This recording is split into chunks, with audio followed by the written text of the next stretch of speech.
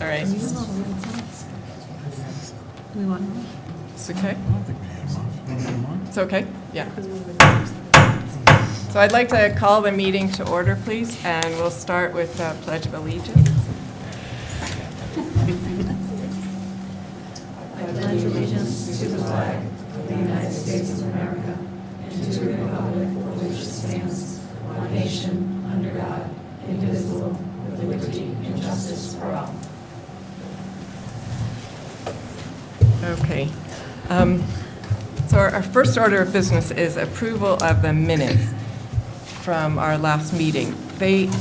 Have you had a chance to read them? There was a bit of a problem with uploading them to the folder, so they weren't there on Monday. Have you had it? They were there Monday night. Were they? They were there Okay. Monday night, yeah. Right. Okay. So if you've all had a chance to read them, then could I have a motion to approve the minutes from April 10th? So moved. Second. Any discussion around that? Okay. So all in favor? Aye. Aye.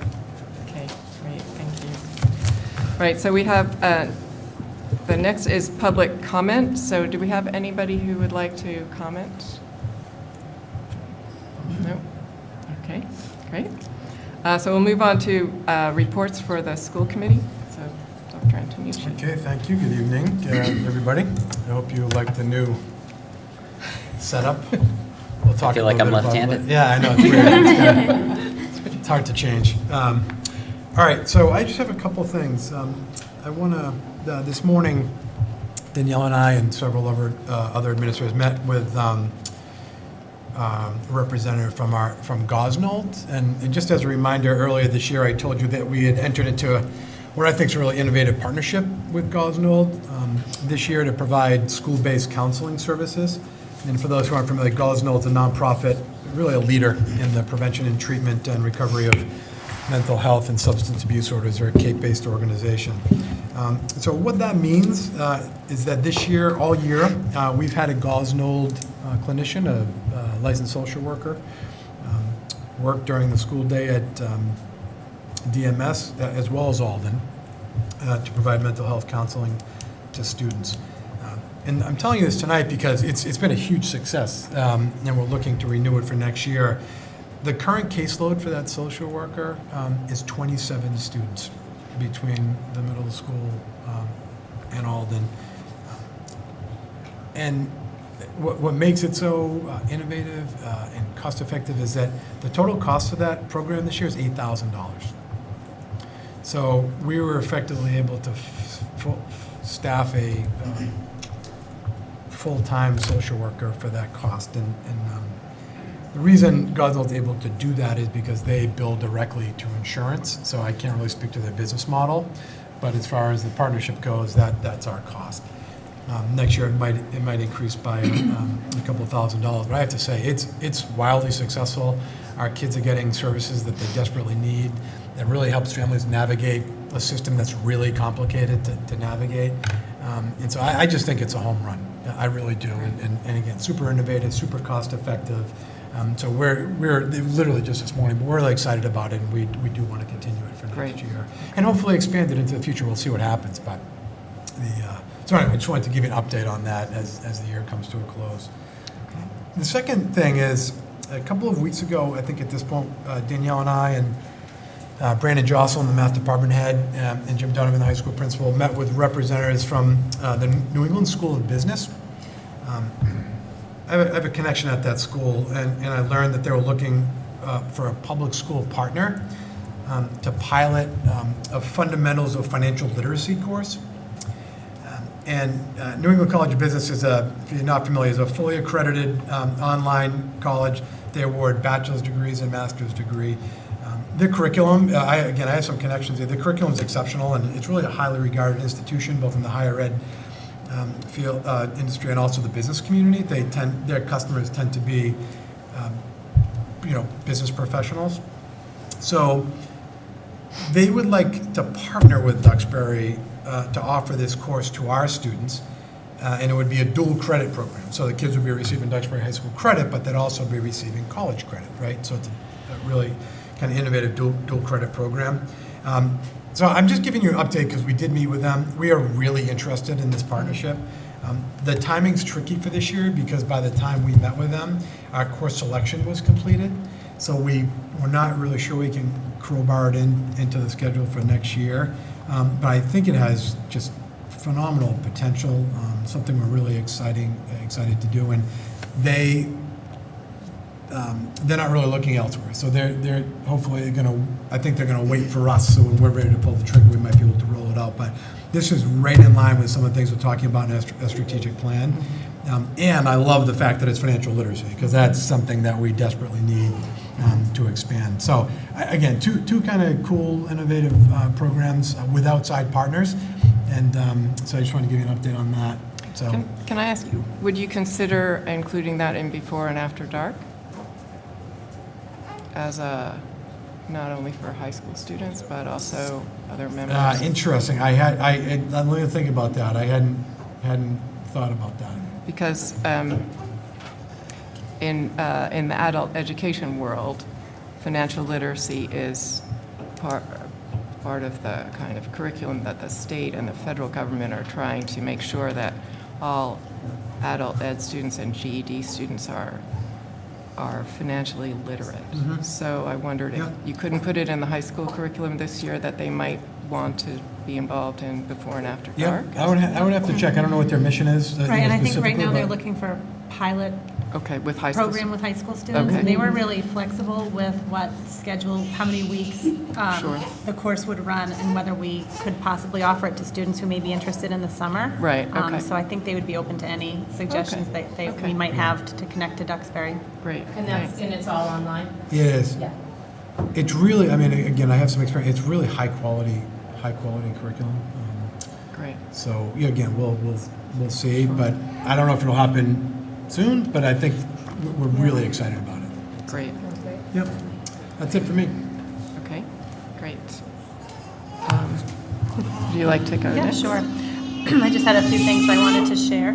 I added to the May, for our meeting folder for this evening, we've been doing a monthly curriculum newsletter that all of the curriculum supervisors and I have been updating with just some updates of what's happening in terms of curriculum development, training, and initiatives that are happening within each of our curriculum departments. And so we work hard on that newsletter, and I think I'll start sharing it with you at school committee and possibly with the greater community.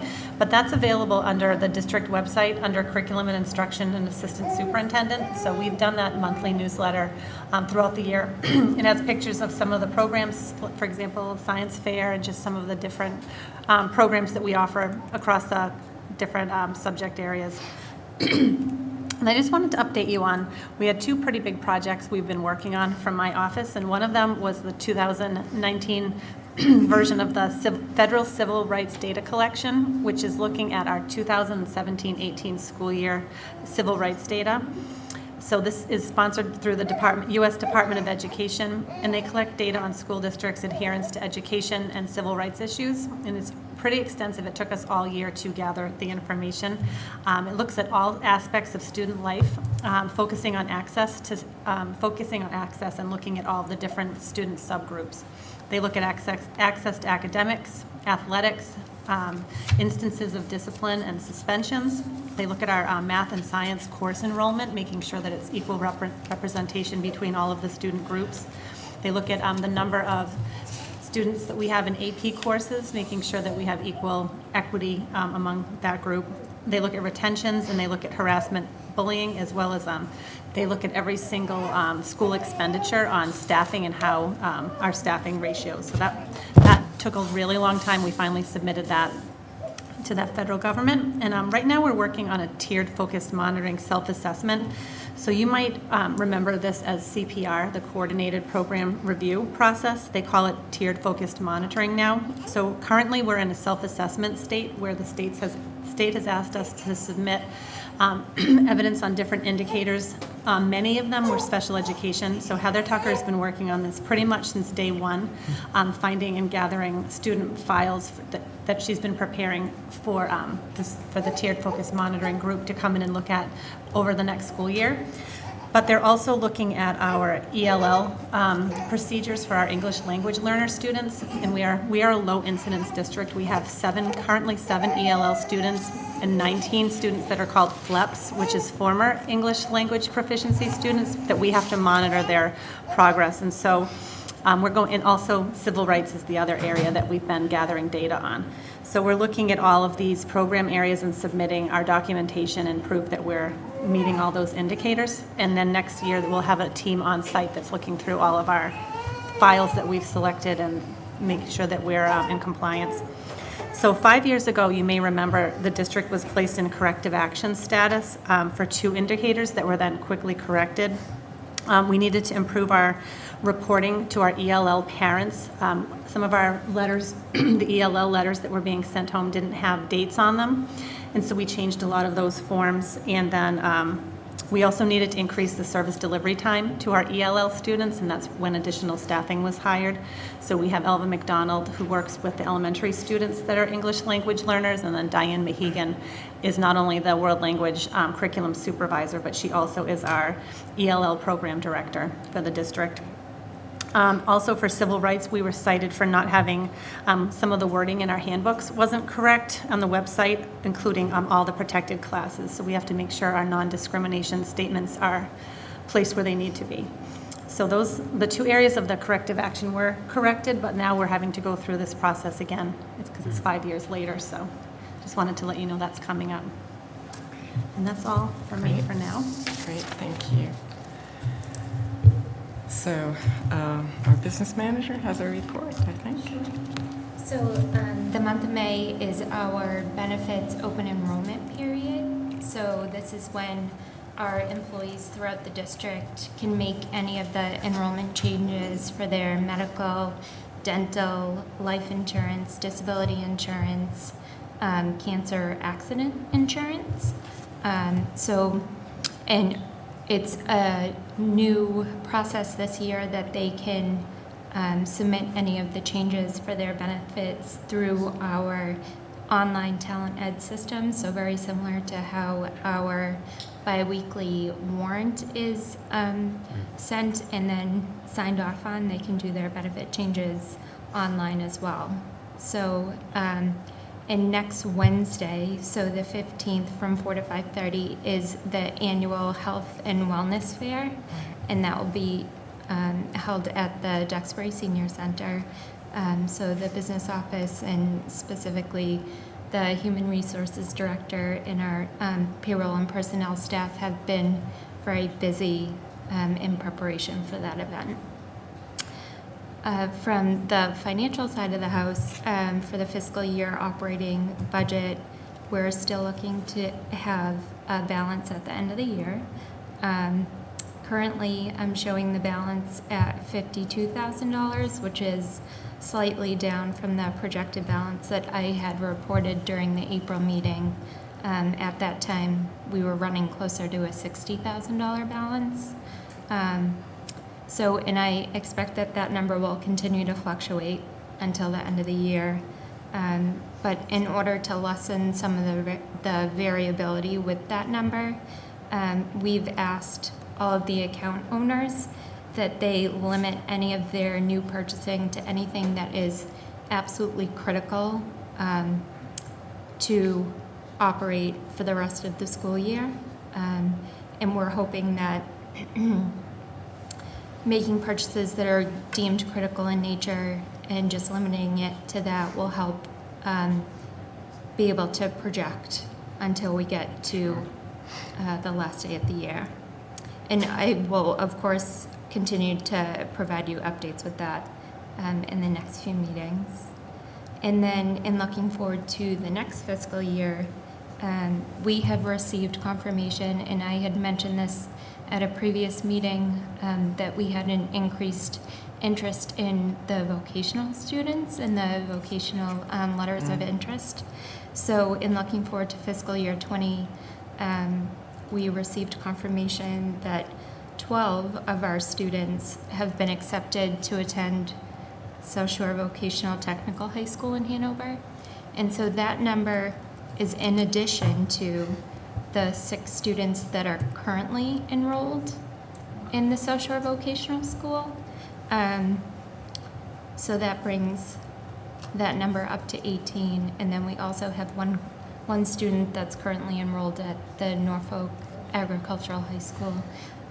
So initially in our fiscal year 20 budget, we had budgeted for 7 vocational students at an average cost of $21,000 a student, and that was just for the tuition. So it's going to be a significant increase to next year's budget. Yeah, well, it's wonderful opportunities for students, so I don't misunderstand that. It's a crushing blow to the budget, and I think we need to have Kitty and I have been working, well, Kay's been working on it, but I think we need to have a conversation with the town, and I haven't really reached out to them yet, just because it's kind of breaking news, but yeah, that'd be good, Shelley. And I mean, I've talked about this like ad nauseum, right, for the last couple of years, but these students don't belong in the school department budget. But now this is a legitimate budget buster. I mean, we're talking a couple $100,000 impact. So I think, and again, I think the town's going to be willing to have engaged in dialogue about this. But we need to figure something out. Kids who don't go to Duxbury Public Schools shouldn't be cannibalizing the Duxbury Public Schools budget.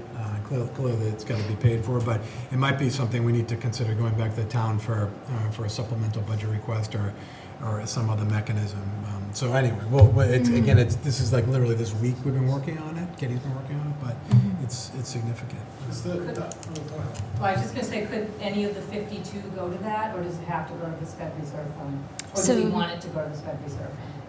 We are not allowed to prepay any tuition for vocational students. Yeah, we can prepay for the special education students, but we can't. Yeah, so. No, I was just going to ask, I remember that, and I don't know if it was like Norfolk is further than Hanover, but I remember a number of like 30,000 all-in, including transportation. Do we have a figure for all-in cost? Yeah, okay, maybe you could just shoot me an email. I'm interested. Okay, sure. Yeah. Just, you know, I mean, I've had in my mind this 30,000 per student figure, so if we're off by 11, that's over 300,000. Yeah, well, so the good news on transportation is that now there's a critical mass, so we're able to and they're all going to the same place, so we can kind of more efficiently transport them. They're not going to but Kitty actually talked to the superintendent actually at South Shore today about trying to find creative solutions to the transportation. It's a kind of a win-win thing, so they're in discussions. But again, it's just a big deal. And again, I don't know how else to say it. They're Duxbury residents, but they're not Duxbury Public School students. I don't know of another model in the state where this public school district carries that in the operating budget. It actually doesn't belong there. So we need to figure something out. Not panicking by any stretch, but certainly it could have significant impact. So our fiscal 20 budget assumption was 7 or 8 students? 7 students at a cost of 7 students, 21,000. Yeah. So for tuition, it was 147 is the budget, 147,000, and where my projection is 337,749. So, and that 7 was, I'd say, a high historical average, right? That was so it's pretty much tripling. We don't know what to make of it. Again, it's wonderful for the students who are choosing. Yeah, it's I'm great. a huge fan of vocational technical education, but we need to figure out a way to not bear the brunt of that. So we'll have dialogue. We'll start figuring it out. It's it's so distressing because we thought having a level service budget this year was such an accomplishment, and just with one fell swoop, and this was one of the flagged items that's outside of our management control. We can't control this. It's that whole amount. It was that $300,000 gap that we had last year, or going back a year or so. Yeah, we knew, and we had the exceptionally high special ed costs this year that we're able to manage with a high turnover just by luck, that we had a lot of turnover of our faculty, and we're able to replace it with lower cost, younger, less experienced teachers. So.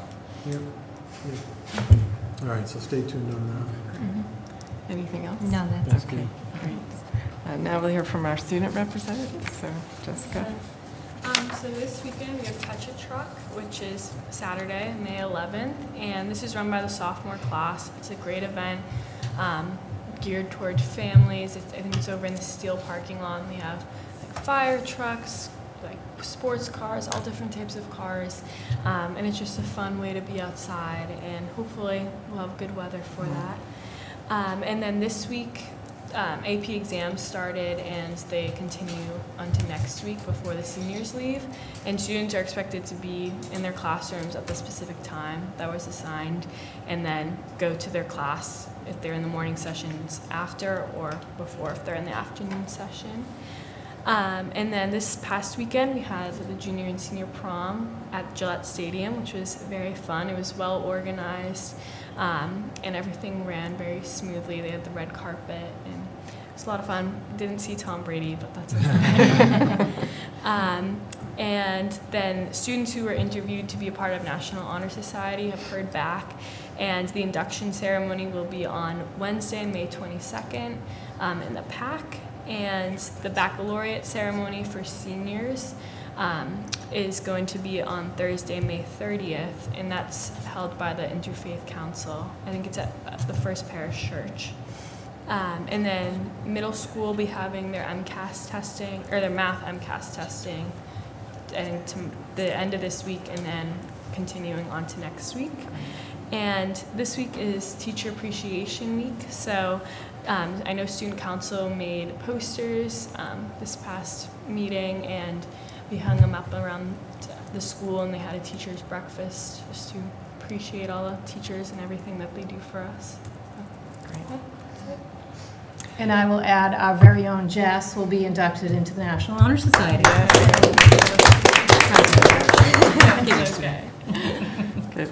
So I wanted to follow on what Jessica was saying. It's Teacher Appreciation Week, and I think I can speak for all of the school committee that we appreciate our teachers and the level to which they go above and beyond the job description to provide for our students and to create a community within our schools. So we thank you for the teachers. We also thank everybody else who works with them, administrators and staff, classroom assistants, and the parents who support and provide cakes and hamburgers and all sorts of nice things to treat our teachers. So thank you to everybody from the school committee. The other thing I wanted to cover was we didn't do it last time with our committee organization, but we have various liaison positions that school committee members have. So there was a sheet in the folder, online folder. I wondered, there's a list of who's liaising with which local group, and would anybody like to continue, change, move around, trade? You can horse trade if you like.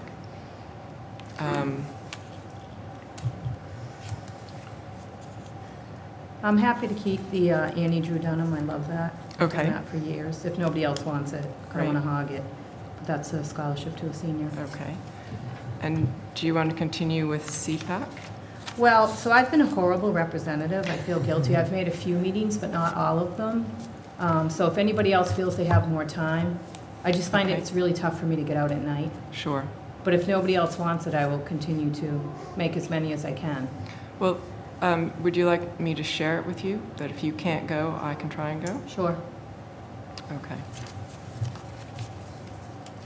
So I'll just be your backup. Okay. You continue, and then Okay. I'll back you up.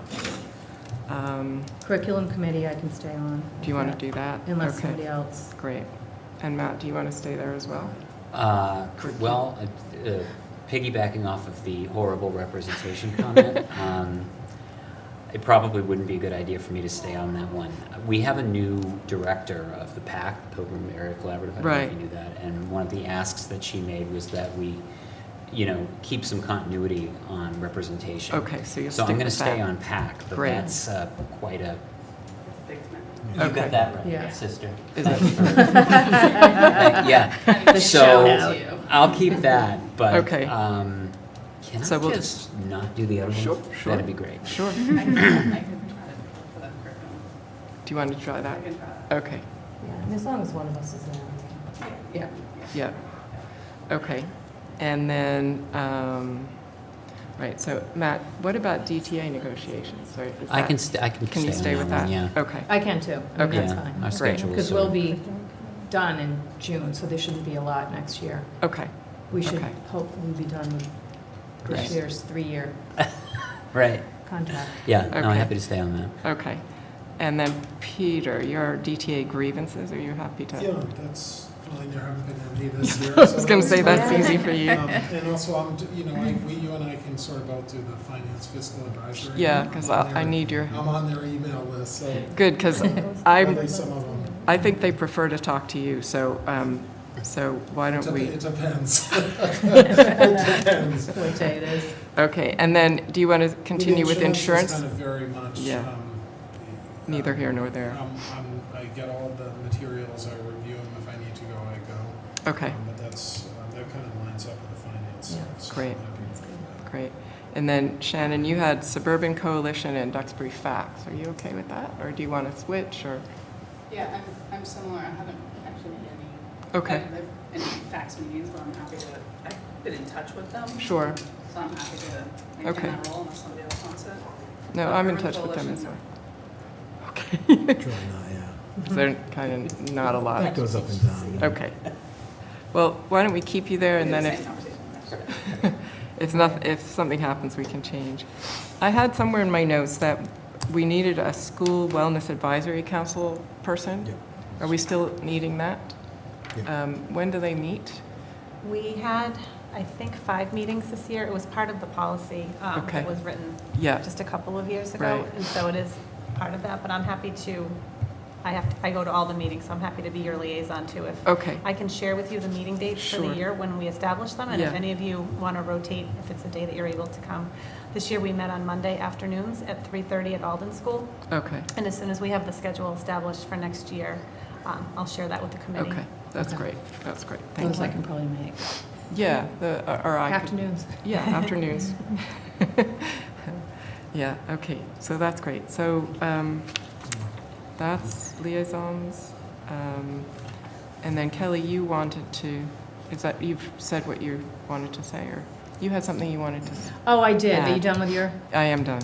I just wanted to say I chaperoned the 5th grade field trip today to the Commonwealth Museum, and it is such a great interactive field trip. The kids were fantastic, and they got to see founding documents. They took a test to see if they were a witch. They simulated working in a Lowell spindle factory. They went downstairs and did this whole mock trial of the Boston Massacre, and they got to understand how John Adams represented the Redcoats because he really believed in the constitutional right to have an attorney. Unfortunately, my daughter was found guilty of manslaughter and had to have her left hand branded because that was the punishment, so that for the rest of your life, when you went to shake hands or write something, they would know. I thought that was really interesting. But our tour guide was great, and the kids were really fun, and it's nice that we can have those opportunities for the kids to have that real living history. That's great. Yeah, it was fun. Thank you. Any other reports anybody wants to make? Okay. Right, over to you. No, no, so just discussion items, right? Yeah. Yes. Moving on, so we actually have, are you going to talk? Yep. Yes. So we have a representative from Duxbury Educational Foundation who's Yeah. you're probably going to be the most popular person all year. Coming to this I think the meeting. most fun part of this meeting. Stephanie Gagnon, yeah. Yes. I'm Stephanie Gagnon. I'm president of DEF right now. I'm going to just pass around, I should have enough for everybody, It's okay, we can share. Yeah, we'll share. a chart of our grants, so.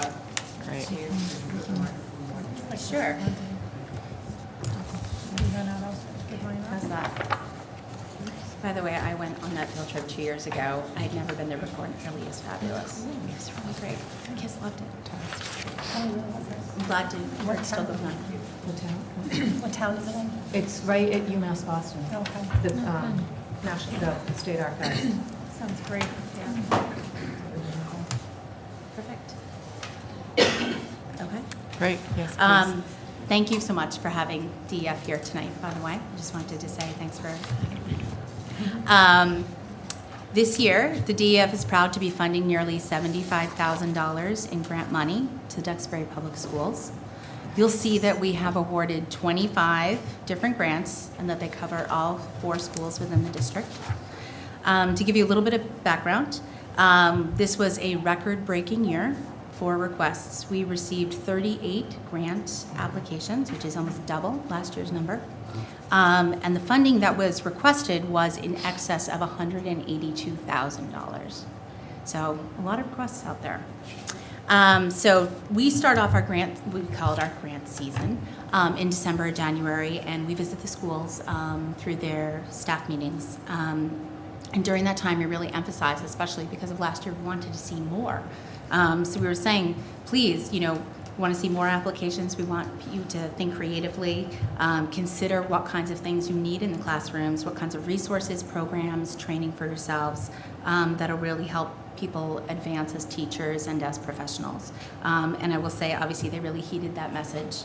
So the flip side of that is that receiving so many varied and compelling grants, we as trustees of DEF were challenged this year to find a balance between both generosity, because we want to support the schools, but also being good stewards of the organization, of the foundation, and our resources, and also of our donors in the community that supports us. So I thought that I would go through them pretty quickly. I don't want to take up too much of your time, but please feel free to ask any questions or comments while we go.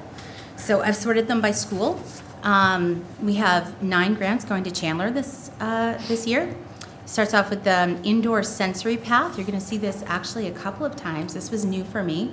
It integrates sensory movement for children during their day. It's a research-based path that's designed by occupational therapists, and that's going in at Chandler.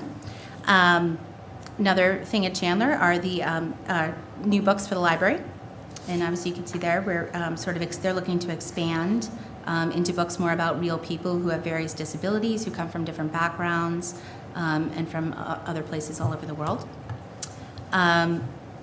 Innovative instruction professional development classes. This is a conference that 2 teachers are looking to go to called Get Your Teach On, and they'll be coming back to and hopefully providing some of their insight at professional development in-house then.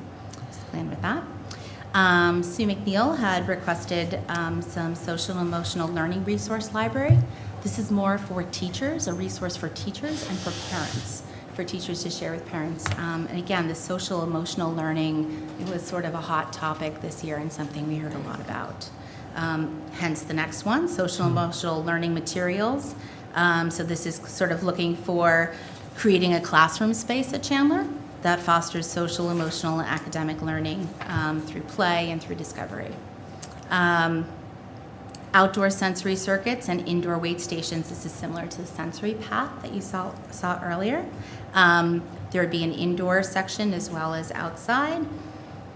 Flexible seating equipment. This continues to be something that teachers are looking for pretty much across the board. Flexible seating options. There's a few examples there: scoop chairs, standing desks, lap desks, and whatnot. The friendly loom for Chandler, requested by the art teacher at Chandler. I really like this one. A large-scale loom which produces a collaborative art and weaving lessons. It's a reward perhaps for expected behavior, and an activity for early finishers at Chandler. I kind of like that one.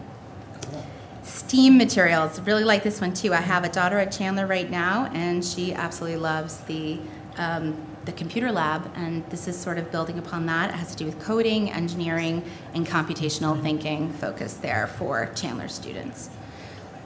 Moving on, Alden Schools receiving 4 grants this year. Again, social emotional learning resources, similar to the one I mentioned previously, but again, a resource library. Forest ecology module. They're looking to bring a group in to do field exploration, vegetation and soil and whatnot, as opposed to a field trip going out. Some will come into the school and present it to the third graders. Sensory path, there you go, yet again. This one is going to be outside at Alden. And finally for Alden is raising the bar in social studies, looking for professional development for the social studies department to support some of the curriculum changes.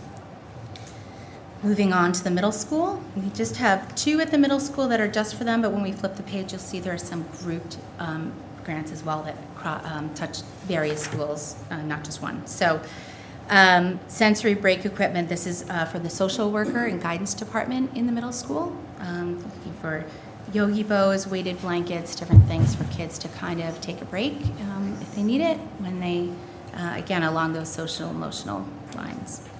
iPad peers, we're purchasing creative, independent, enhancing technology to help enable relationship building for students who are both regular education students and special education students. Okay, let's move over to the other side. Moving along to the high school, we have 5 grants to the high school this year. An artist in residence, an oil painter is going to be introducing the art of oil painting to DHS students. The CRISPR kits, these are pretty cool. They're cutting-edge gene editing, giving some interesting resources to AP biology students there. Great. Do some cloning. We're going to do some Yeah, cloning. it's really interesting. Yeah. Mr. Files has been working with his DHS Woodworking 2 students on a canoe. He's actually been working on one this year that he funded separately. He contacted us and I don't know if anyone's had a chance to see it in the high school in the technology department. It's beautiful and amazing. He is donating that to the DEF so that we can use it as an auction item and hopefully auction it off at our fall party and fundraiser in the fall. And then we are in turn going to fund another one for him. So, And that's a fun party. yes, yes it is. Time and Tides, silkscreen workshop for Time and Tide students.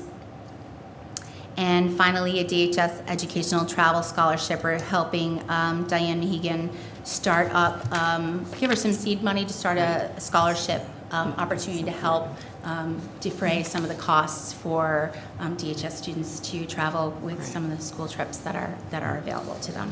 Stephanie, you know this because we met, but this is something that we've been talking about for a while, and it's nice to have that seed money. Yes. Now we can maybe Hoping take that that they can and leverage it. Yeah, so, absolutely, that was our thought. So, thank yeah, you. I'm I didn't mean excited to about that one interrupt, too. but Great. Very relevant topic. Yeah. Good, perfect. And then at the bottom here, we have a couple of grants that span a few schools. So Alden and Chandler, we have again some professional development related to reading that'll be available this summer to Alden and Chandler teachers. The music department, Mr. Schmetterer has requested, and we're funding the Texas Music Educators Association conference, which is apparently a big deal in the music world, and a big conference that they're going to be able to go to next winter. This one is for DHS and DMS, Character Strong Leadership Assembly. We're putting together an assembly or bringing this person in, this Character Strong theme that's going to be for both. It was originated by teachers for DHS, but we're looking to have sort of a trickle-down effect and help the middle school students also have access to this curriculum. And then finally, we have Michael Bagshaw is interested in putting up global flags in down Main Street. So we're adding to sort of view down there and wanting to have representation for the various countries of international students who are currently attending the Duxbury Public Schools, and not just the high school, but any school. And he thought that this was a good community space, the Main Street area, because other families, even if you have younger children, will come and see it. So, and then finally, Dr. Klingeman is getting some photo and video technology to sort of enhance communication. So, Great. that's what we're going for this year. So, thank you so much for your time, and I've already dropped off the check with Suzanne Hughes today. And we have our fun photo op check also, Nice. so we'd love to take a picture. Great. And we're starting back up with our fundraising again. 4th of July Road Race is coming right up. Oyster Fest is in 2 weeks, the 19th. Yes, it is.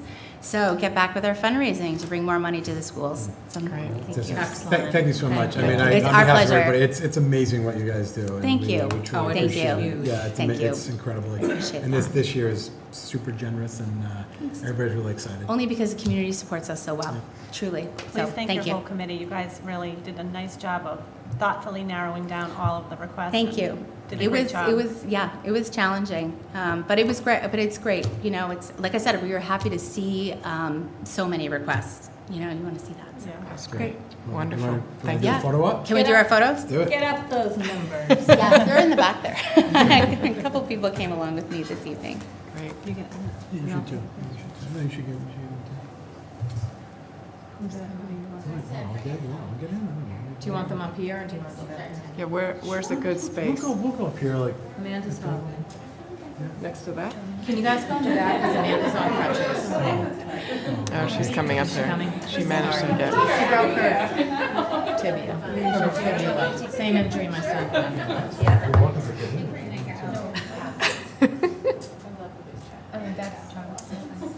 Will some of you stand with us? Last year we had Sure. committee, we had everyone with us. Let's see if we can. Good little. All of, no, not all. No, usually it's the. Oh, yeah, that's good. No, you two. Oh, right, okay. Yeah. I'll get on the end. You can be in the picture.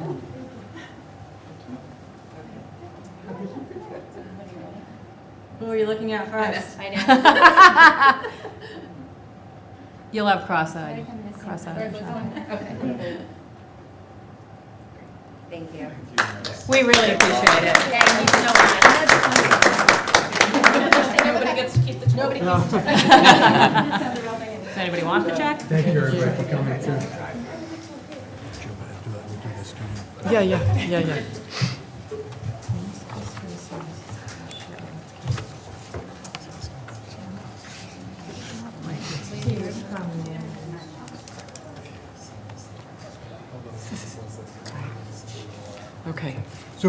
Okay. So we're going to rearrange the agenda just because we have a student visiting us tonight, Morgan Clary, who, Morgan, are you the senior class president?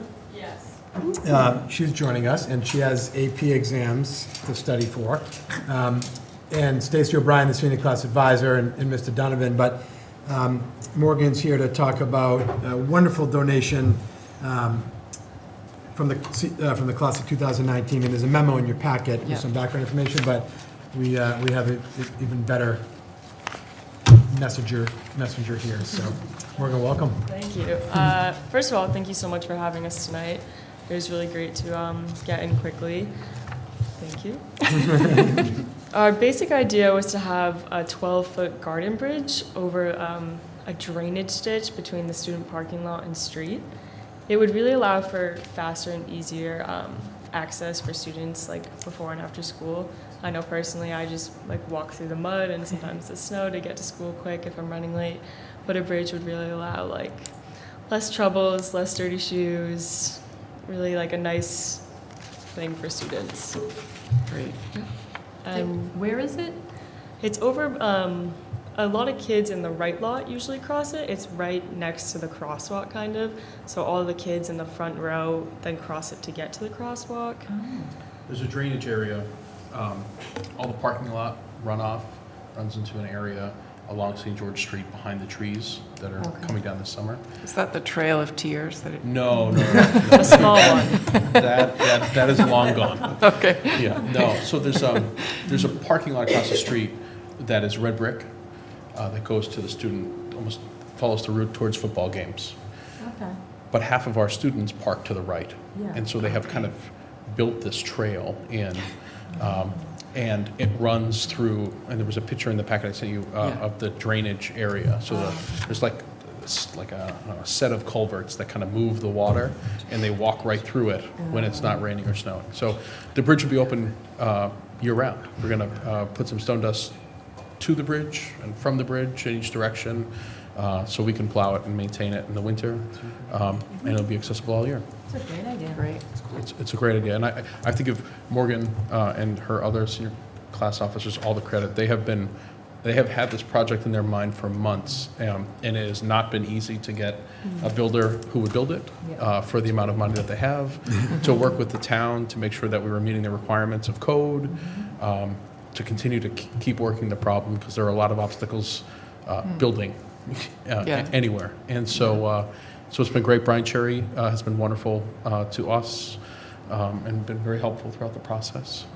But the credit goes to the senior class. Thank you. And Morgan in particular. Great. Thank Well, you. thank you very much. That's a wonderful idea. Very smart use of your funds. So. Yes. So may I have a motion to approve the senior class, or the gift from the senior class of 2019? So moved. All in favor? A second. I'm sorry, second. All in favor? Aye. Aye. Thank you very much. Thank you very much. Where are you going? St. Lawrence. Awesome. Nice. Nice. Congrats. It's college. I just said that to Danielle. It's chilly up there. Yeah, okay. So now do you want to go to the report card? Okay. So So next on the agenda, we have Erin Wiesahan and Sarah Milner, who actually, I'm not even sure if the committee has met Sarah yet, but No. Sarah's our really new, but not so new at the end of the year, curriculum coordinator at the Chandler School. She's done a remarkable job this year, and she really rounded out a fabulous team, leadership team there, so. Great, so thank you. We're here tonight because we wanted to introduce to you our idea about report card frequency changes that we'd like to implement for next year. So our basic plan is that currently we have 3 report card terms, and we would like to go to 2. We're going to share background and how we got to this proposal, and then our plan. So Sarah's going to start by just sharing with you some of the background, some of the data we gathered, and then we'll talk about what the plan is. Okay, last year the big question was the teachers were wondering if the conversations they're having with the families were as meaningful as they could be, and were they giving the best feedback that they could be. So So at some of the faculty meetings, they were discussing ways that they could start addressing that. So we decided to write a goal in order to gather information on this. So the goal reads, the Chandler principal and curriculum supervisor will form a team to research best practices and timelines for reporting student achievement to parents. By April 2019, the team will present a recommendation for report card timeline to the Duxbury School Committee. We're a few days late. Wasn't for lack of trying. So the actions we were taking were to collect teacher feedback on the pros and cons of the report card timeline proposals, to survey the parents about report card timeline effectiveness, research reporting timelines for surrounding towns, and work with the Chandler School Council to organize information and plan a course of action. So that was our background. Okay, so we knew that in order to make a change like this, we had to gather enough information to see what that would look like and mean for us. We started by reaching out to other school districts in surrounding areas to survey and see what they were doing for report card terms, and out of the schools that were asked, the responses varied from anywhere from 2 to 4 terms. And the schools that had 2 terms only, we asked for additional points of contact that they were having, and those replies varied from anywhere from 1 to 3 additional points of contact. The next thing we did was we surveyed the teachers, and of the 26 teachers that we surveyed, the 3 most meaningful forms of communication were parent-teacher conferences, phone calls and emails, and informal academic progress checks. And we should note that none of the teachers selected standards-based report cards as one of their top 3 forms of communication. And finally, we surveyed, the school council surveyed the parents, and of the 106 families, the top 3 most meaningful forms of communication that they found were also parent-teacher conferences, emails, and informal academic progress checks. And they did have standards-based report cards was their 4th choice. Can I ask a question? Mm-hmm. Can you define informal academic progress check? Like, what does that mean? And does that information go to the parents? Yeah, so some teachers will send home, a data sheet that has, test scores and things like that after the term ends, or benchmark tests, or different, reading universal screeners, things like that with scores, so that parents have the specific data from the assessments that are given, and that's what we were sort of referring to as informal progress checks. Got it. Thank you. But we're going to talk about what that's going to mean going forward in a minute too. And one of the other things I should mention is that the teachers and the families also felt the most meaningful conversations came after that second term report card as well. So this is a little blurry, which I've been worrying about all day, but it's basically I want to just talk to you about our proposal for the new structure. I just want to be really clear when I say that we're not devaluing the report card or what it does do for us as far as a form of communication. It is really important communication. So we understand that parents want that formal information about their child's progress, and we value it as well.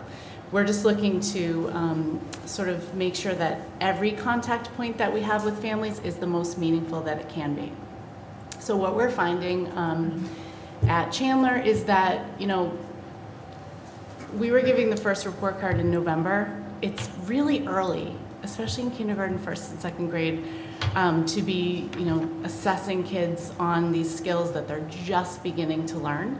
So teachers really are looking to give kids more time to adjust to the term before they're, assessing them in that formal way.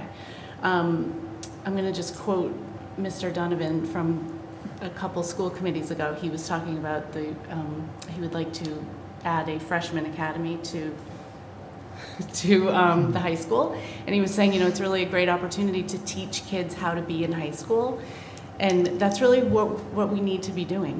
We need to teach kids how to be in kindergarten before we're just like slamming them with a report card the first couple months. And similarly, when they enter 1st grade and 2nd grade, it's a new set of expectations, and we want to just make sure that we're giving kids enough time to adjust to the new, everything, that the new teacher, the new set of expectations, and the new academic skills, so that we can really make sure that when we're assessing them midway through the year and then at the end of the year, we're being fair to the kids. So the existing structure is that we have a fall conference, and then a term 1 report card, a term 2 report card in March, a spring conference, and an end of the year report card. What we are proposing is that we leave our 2 conferences exactly as they are, and we insert progress checks in between the conference and the report card. So really we're adding a contact point that hopefully, based on what we found from parents and teachers, that is more meaningful for people. So, we're still figuring out exactly what that will look like, because we want to really make sure that, it has scores of assessments and social emotional information on there for how kids are adjusting, and all of those things that, parents will want to know about before the report card. So we're going to develop that once, probably over the summer and in the early part of the fall, to make sure that it's exactly what we want it to be. Then a mid-year report card, which will be January. Another progress check in March before we get into our spring conference, and then an end of the year report card. And we just believe that, we had 5 contact points before, And now we'll be adding an additional contact point so that, you know, again, I really just want to stress we're not trying to do less work. We really just want it to be more meaningful communication for everybody. So that's really the goal here. That's really the plan. Any questions? No, I think that, you know, having just come out of the elementary system recently, I think the progress, because you can get the current report card and it's A's and P's, and you're, you know, if you maybe haven't been paying as close attention, you think, but then it's not as informative. I think the progress, because I was always like, oh, are we going to see those benchmarks, or what's coming home, what isn't coming home? So I think this is, progress. I think that's a good system, because the parents will be armed with more specific data. And the other thing is that we're sort of streamlining our assessment schedule for next year. So we're adding, you know, formalized math assessment as well as the literacy assessments that we already do, which will be beginning, middle, and end, which will align with this much better than how it does now. And it's not more assessment by the students, it's just the same. Different. It's just different. Yes. Yeah, my comment is, I think it's very disciplined and thoughtful and well done. So hopefully it will work, and if it doesn't, you do it again. Right. I think no one can say it was cavalier or you didn't really do your homework. So I'm super impressed with the thoughtfulness, you know, how you approached it. I think it's really great, and you hopefully, people don't like change because they're accustomed to doing things a certain way. Yes. But I think when in doubt, share the process, because Right. I think that explains, you know, your thinking behind it. So Thank you. well done. That's great. Yeah, and I should mention as well, our school council, you know, this was something that we were following along with the school council all year too, and they're in support of it, and the parents on the school council were really, you know, just helping us to craft the message to families, which I think is great. Yeah, I think, you know, this will sort of, I think in that way it'll kind of market itself. I mean, these guys will feel, rightly so, that they helped to build it. So I don't think it would seem to be, you're not going to be doing all that heavy lifting to try to convince anyone that this change is like, you know, something that they've sort of got to get used to, or that's going to be uncomfortable for them. I just like the frequency of the communication and the touches, particularly between sort of the December and the March time frame, you know, this new thing. Right. Because like, when I look at that first one, there's just sort of this vacuum of emptiness between the two report cards, without any sort, without any explanation of what's going on between the two. So I like those progress checks and that sort of the way that you've got them set up there. I really like it. Thank you. Can I ask one question you might have said? Is your plan to let families know of this change at the end of the school year or at the beginning of the year? I think I would plan to let people know it's coming at the end of the school year, so that people can just sort of, you know, we'll say it a lot. We'll say it at the end of the school year, at the beginning of the school year. You know, we'll say it right before report card time and mid-year, and when they were expecting it in November, and all of those things. Because again, you know, Alden is keeping 3 report cards, so it will be a change for families who have multiple children in different schools, but I think it makes sense. Great. That's great. Thank you. Well, thank you very much. Thanks. Thank you. Thank you very much. Okay. So, thank you very much. I think we were going to change the order of items again, and we wanted to talk about overnight and international field trips, but the first kind of topic was included in the folder as a global travel handbook and a proposal rubric for overnight global trips. So I think Dr. Antonucci wants to talk a little bit about that. Yeah, so before we're going feedback. to dive into we have one overnight international trip on the agenda. We have Jim Donovan is here and Catherine Hart from the high school, and Mehigan is here as well. But before we go into that, I did by email tell you about these 2 documents, and You know, we've talked in pieces about international travel here. Last year we did the policy change. Since then, we've had several trips that we've considered and many we've approved. But since we changed the policy last year, we've been working on these documents. This being the big one, this global travel handbook. This was a model that you know, we took from a couple other districts. We've customized it for Duxbury, and I think if you've taken a chance just to peek at it, it's really good. I mean, it's a really comprehensive, thorough outline of how to get trips, how to propose trips, how to get trips approved, what happens when they get approved, how to prepare for trips right on down the line.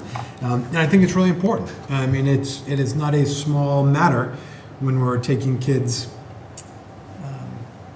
to Europe and other parts in Asia and, you know, other parts of the world. So having this comprehensive document and having this roadmap and a blueprint, I think was really important. I have to give the customization and a lot of the details in here were done by Diane Mehegan and Jim Donovan, so I really thank them for their efforts. And so that's that document. But I think almost, you know, much smaller but almost equally important is that Diane and Jim have been working on, you know, I think a very straightforward, simple yet comprehensive rubric, so that when they get proposals from staff to take these trips, they have something by which to measure the trips against each other, or just sort of the value of the trip, or the how they're connected to the curriculum, so on and so forth. So again, pretty simple document, but the rubric covers just by categories a depth of experience that the trip will provide students, what curriculum connections there are, budget implications, safety concerns, any kind of follow-up. And the one thing we are probably going to add, why am I blanking as I'm just going to introduce this? Oh, it's sort of, I'd say, equity of access. Yeah, I think we need to, Julia had talked about this last time, but how are we ensuring that these trips are equally accessible to all students? So I think there's room for beefing up this rubric with that. But I'm really proud of these two documents.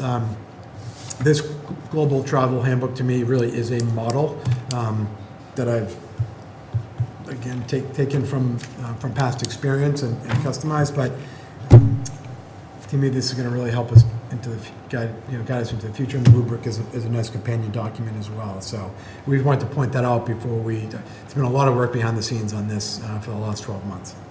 So anything Great. else on that, Julie? Well, I had a couple of things. One is that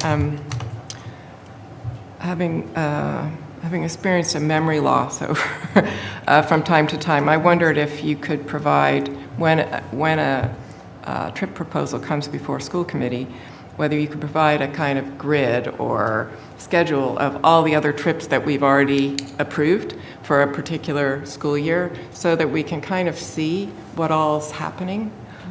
Yes. Because my concern is that, for example, if we have 6 high school trips all going during spring break, that's great, but if something goes pear-shaped and you have 6 trips all happening at the same time, the burden on the administrators to kind of make everything pull together could be onerous. So it would be nice to see everything fit into a kind of a pattern of what we're approving. Definitely, it's easy to do and important too, yeah. And the other thing, just looking through the handbook, and this is very granular, so I apologize, but I couldn't find any obligation for parents to fund a cell phone for the student abroad.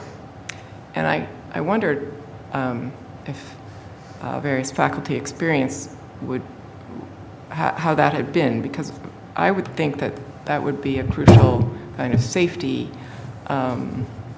mechanism for making sure that students can communicate with each other, with the rest of the group. And cell phone service abroad can be a kind of bit of a financial commitment. So I wondered if it might be worth putting it in here that we actually expect parents to, or something, so that students have a way of communicating. Yeah. So I've literally, it's an interesting question. I haven't given that any thought. I Okay. think about that. I mean, I think the key would be to make sure that someone has a phone, not necessarily every student. That might get cost prohibitive. And I think there are apps you could add to a phone, like when my son went to Right. Ecuador. WhatsApp they use, No, there was another one too, I'm blanking Okay. on it, but he could actually, it was free phone calls and Right. texting. And Diane, I don't know if you know of any.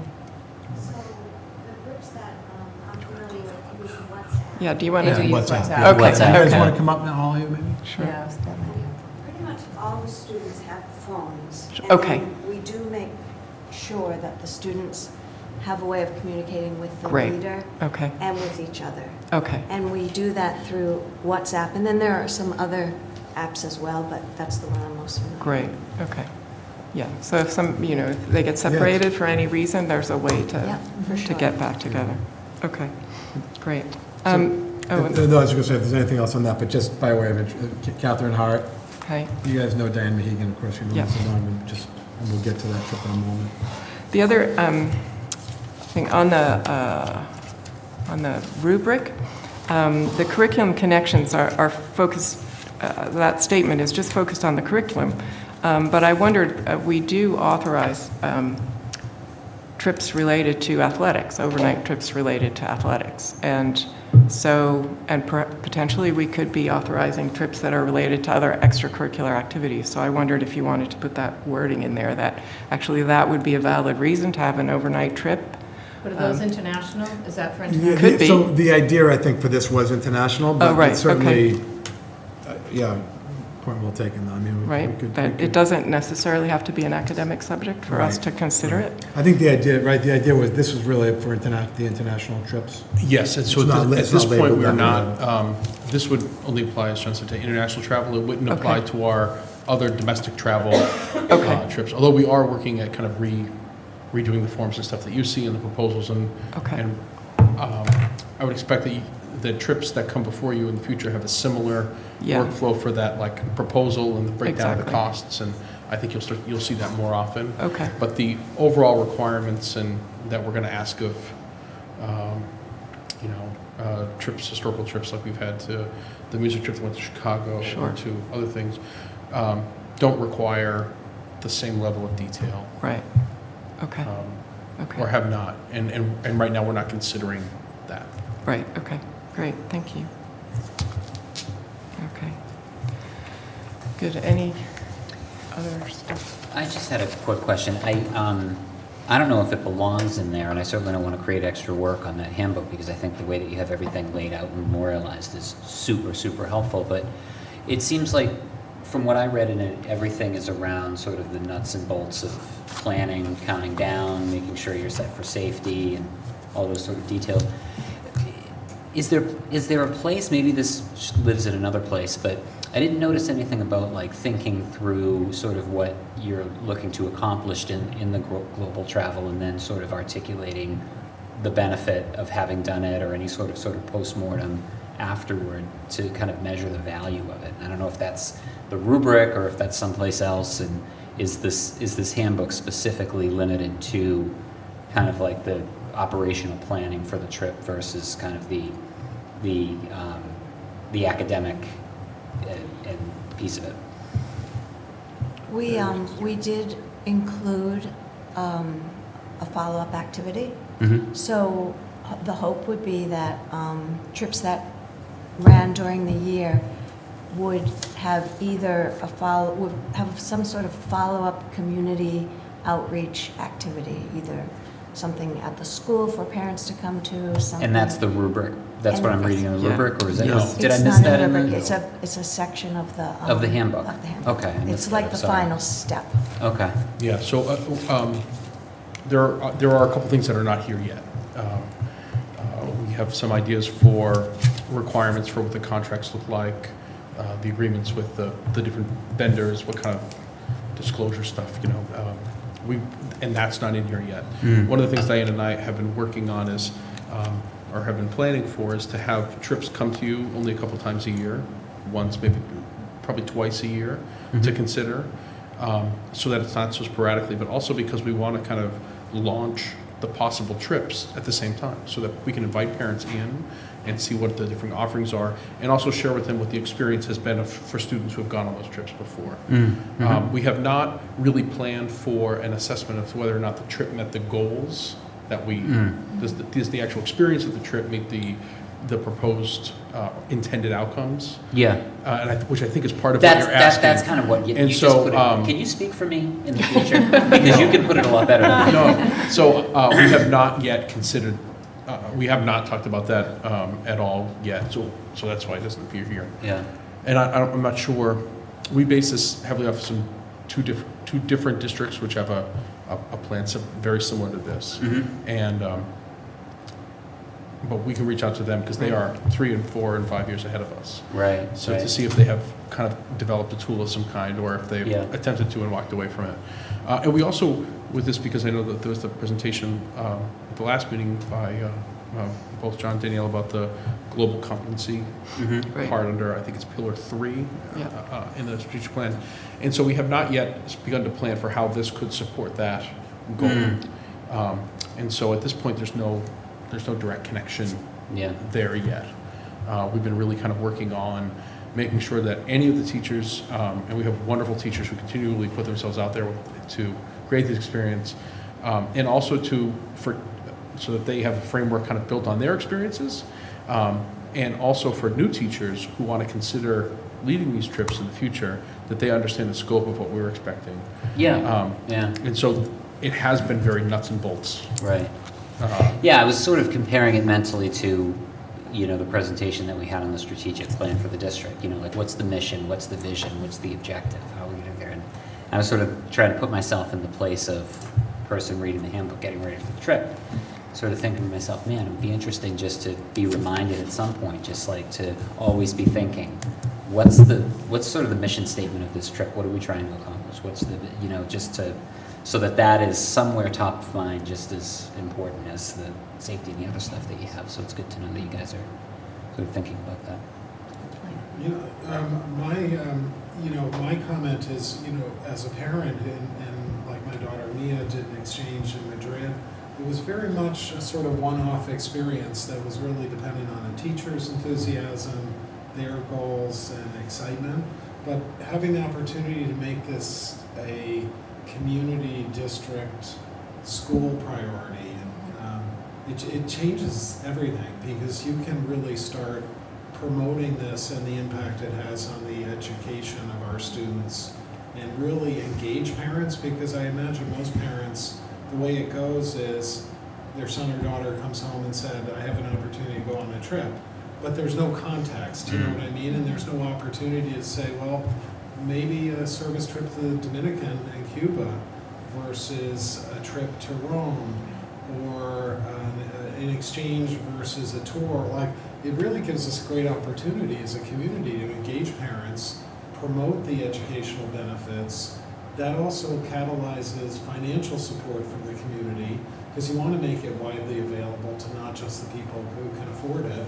So I think it's super exciting, and it brings it into a district priority and a school priority, not a teacher priority, which I think is really exciting, like where this could go. So, and I know, Diane, that's kind of along the lines of your vision, but it really is exciting to think about where it could go. But you could really engage as a freshman enters high school and their parents don't really know what kind of opportunities exist. This could become a huge thing to promote and advocate for, and then mobilize support for. And we are really very grateful for the DEF to consider funding that. And that's one of the things that Diane and I have spent a lot of time talking about over the last couple of weeks, is how do we build almost like a booster group around international travel, right? To support, so that we can get a group of parents or community members, whatever that looks like. And so we've begun to reach out to different districts about, do they have that?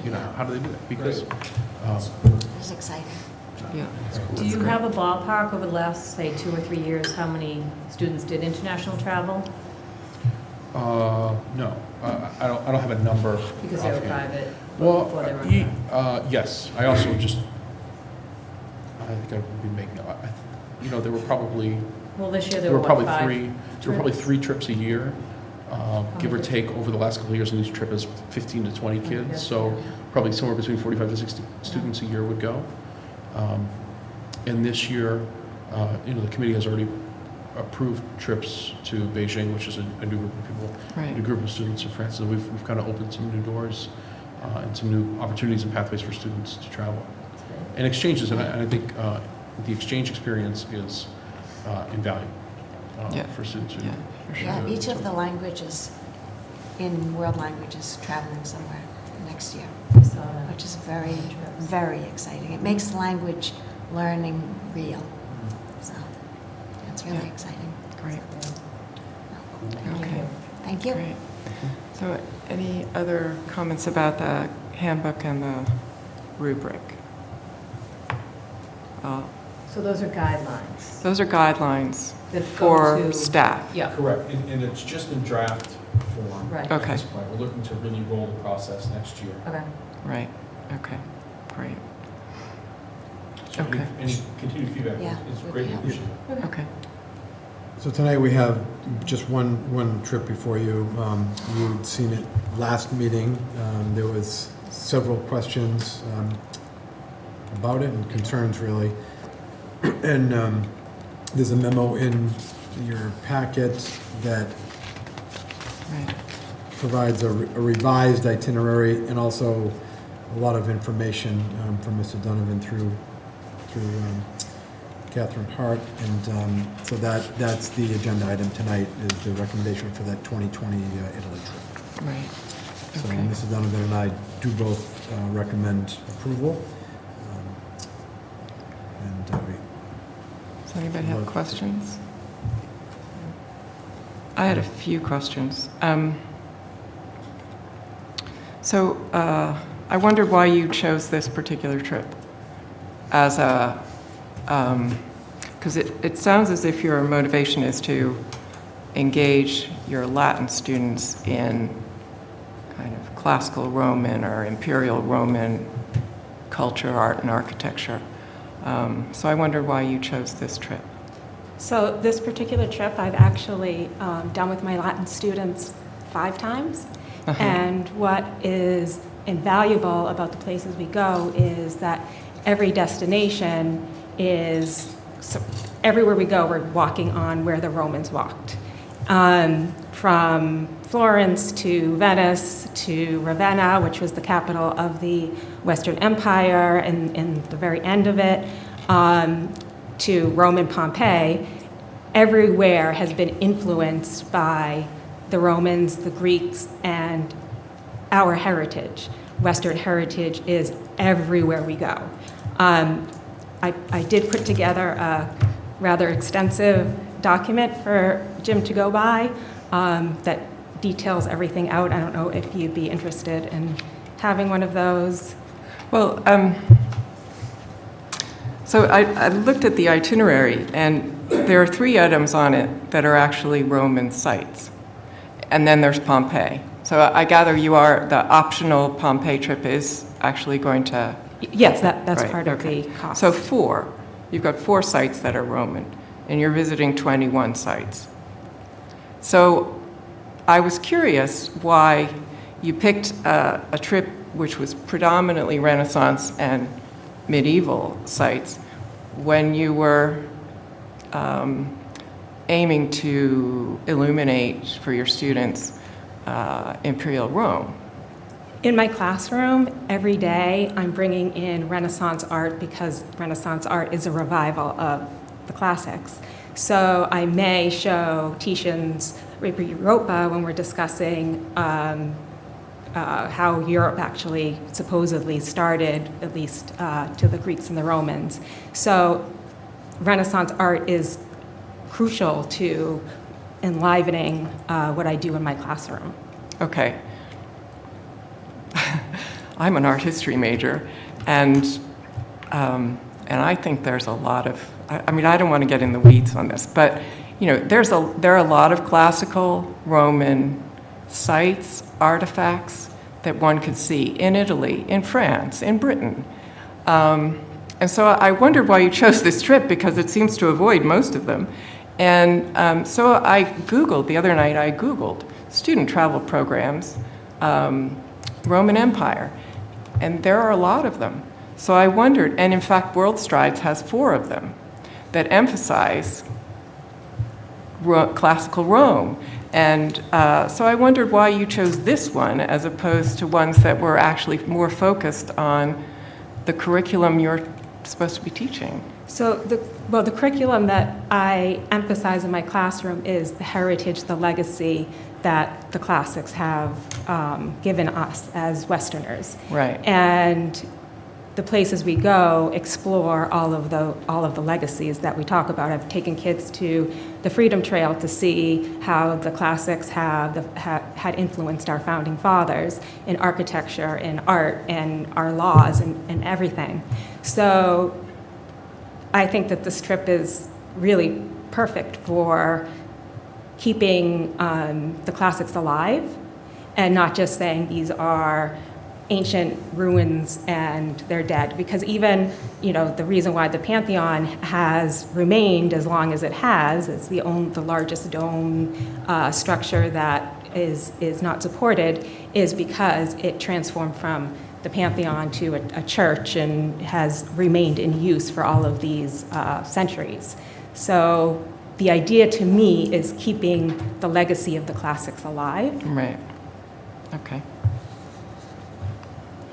Okay. And what follow-up are you going to be providing after the trip is over?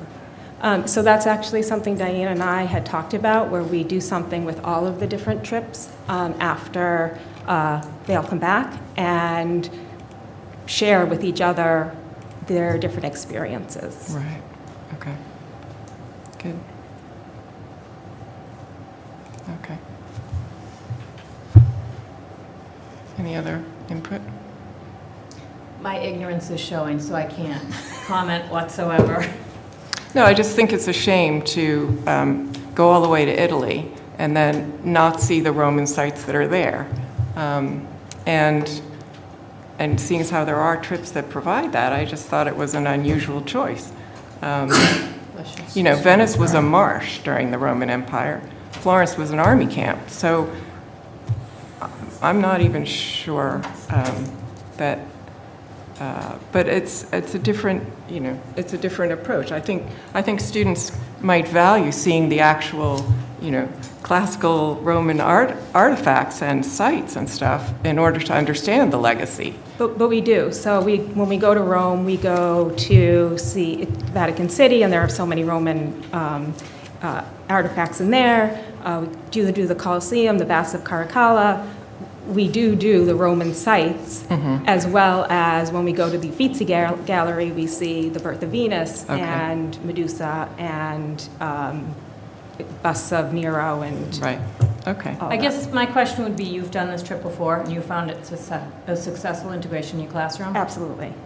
And that's been fine with? The students come back from the trip very excited and energized from when you have taken the trip to Italy. Yes.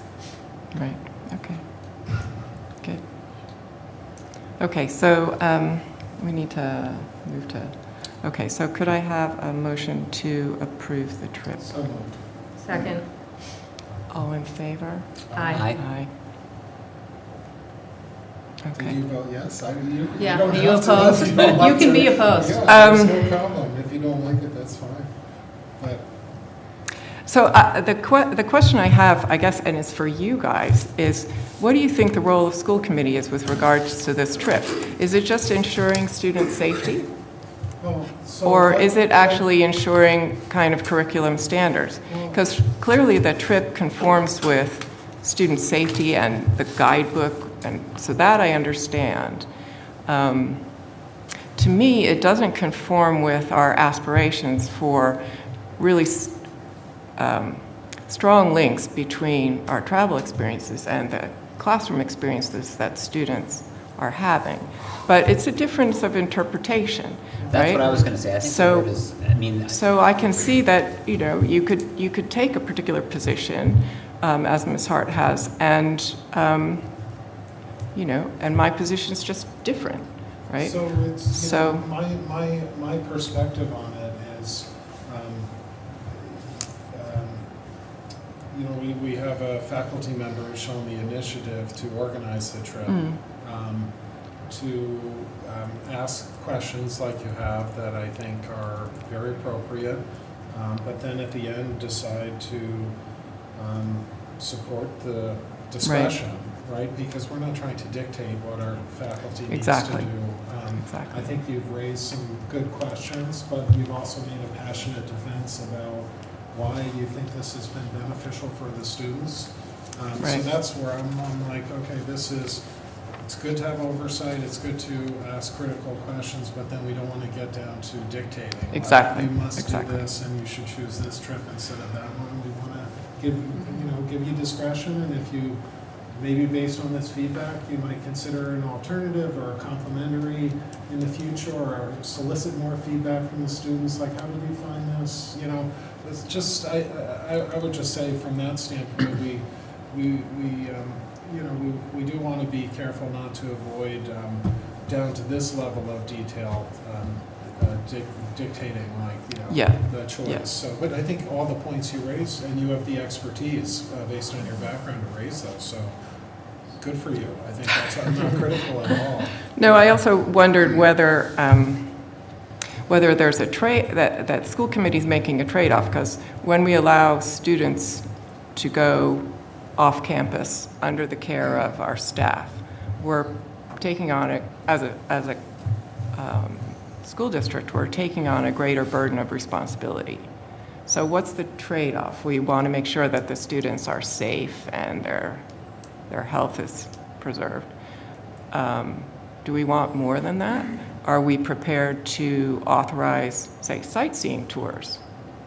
If we had a teacher, and sorry to drag you into this conversation, but if we had a teacher show up and say, hey, I'd like to really, I'd like to go take my students and see some sites in France or Spain or Germany or whatever, and there's no curricular link at all.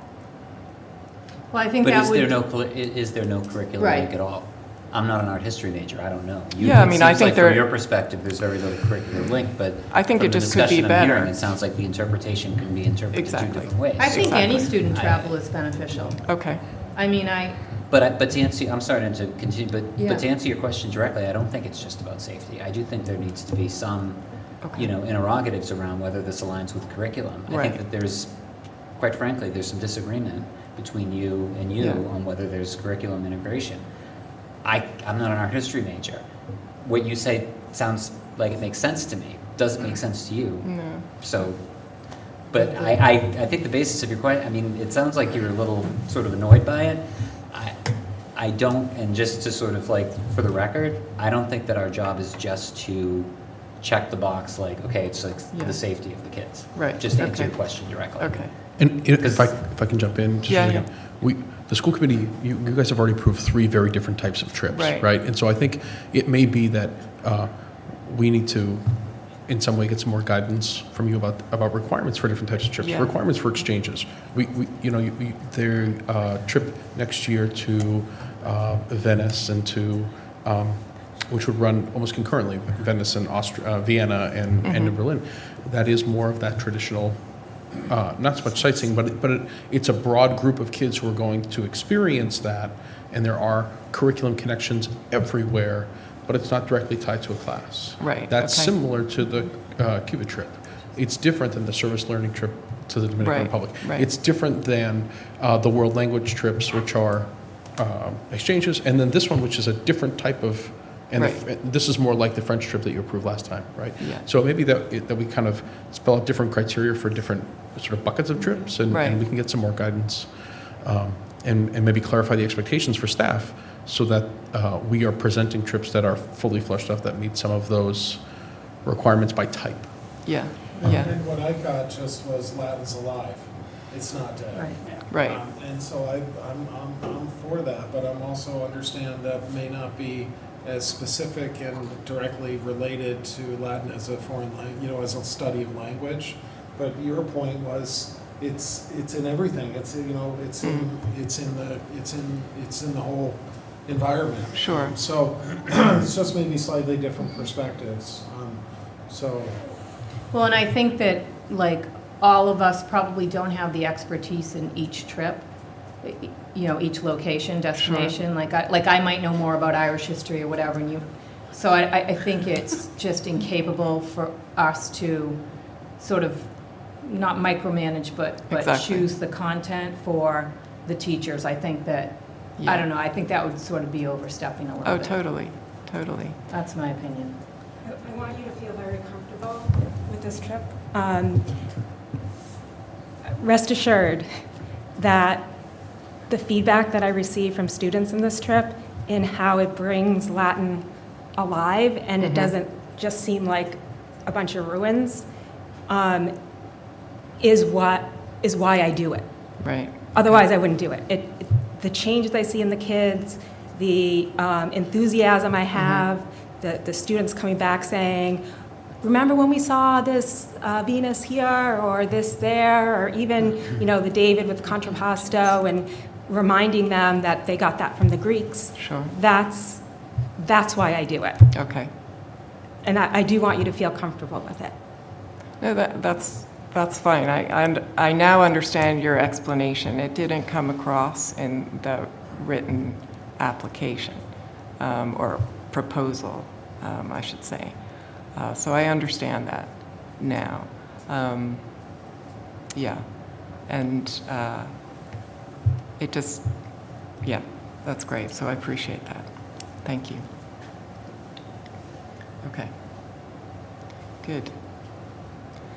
So we probably do need to clarify for you or work with you on clarifying our expectations so we don't have, you know, because my feeling is by the time a faculty member has gotten to bringing the trip to us, a lot of work has gone into it, and I don't really want us to be in a position of doing the thumbs down at this stage. I think the input then there, Julie, is the rubric. If you have specific Right. things that you want them to consider, because practically speaking, the work really it is an internal Right. exercise.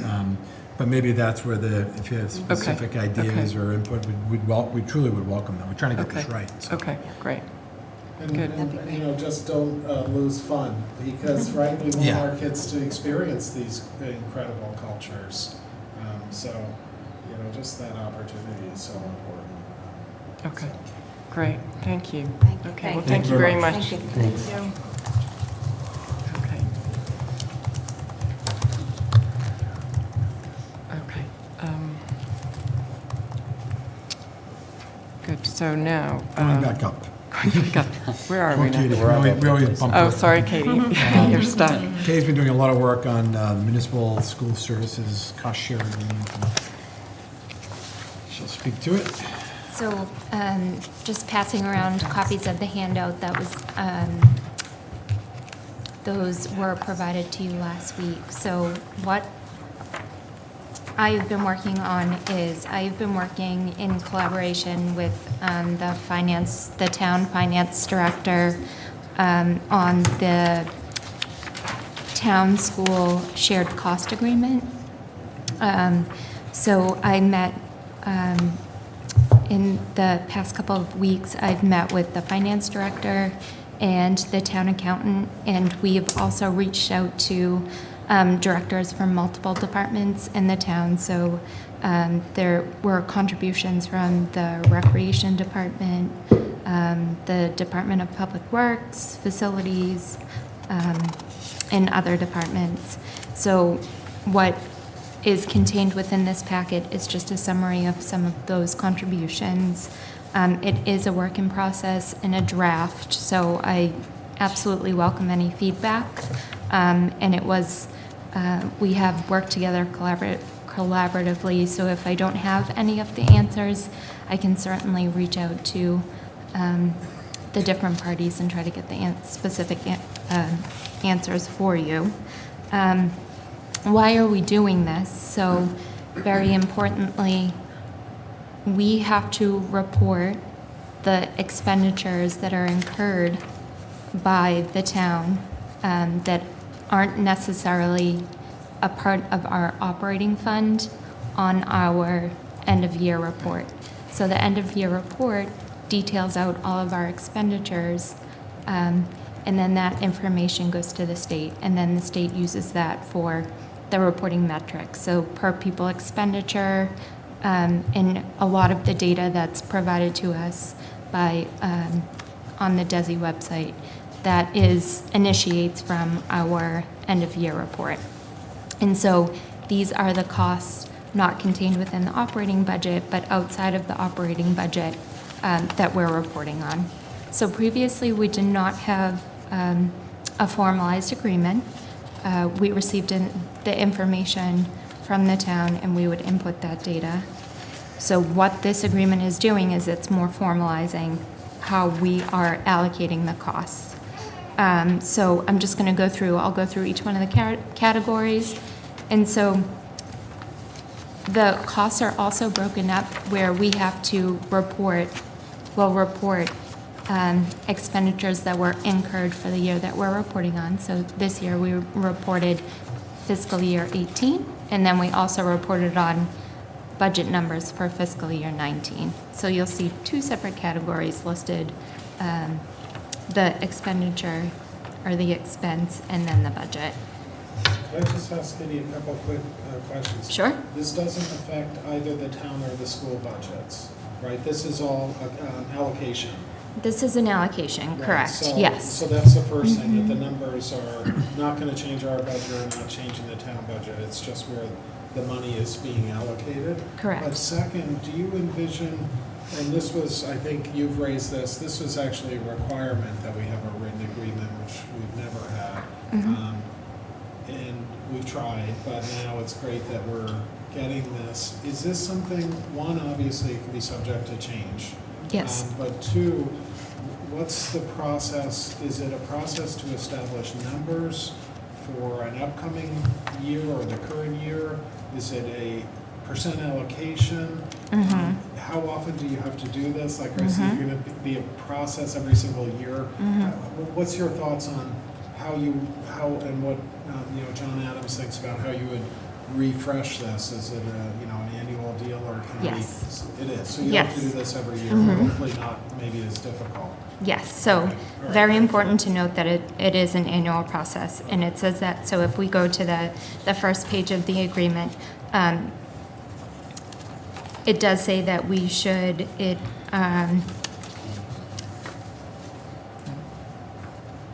will be reviewed annually by the town's finance director and the school department's business manager. So this is the initial draft. Hopefully we'll come to a good finalized draft for the fiscal year 19 end-of-year report.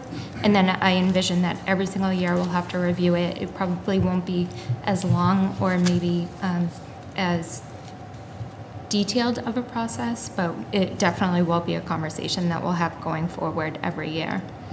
Could I just jump in? It doesn't change the budgets, but it does, depending on how the town and the school district agree to allocate shared costs, it can change the per pupil expenditure.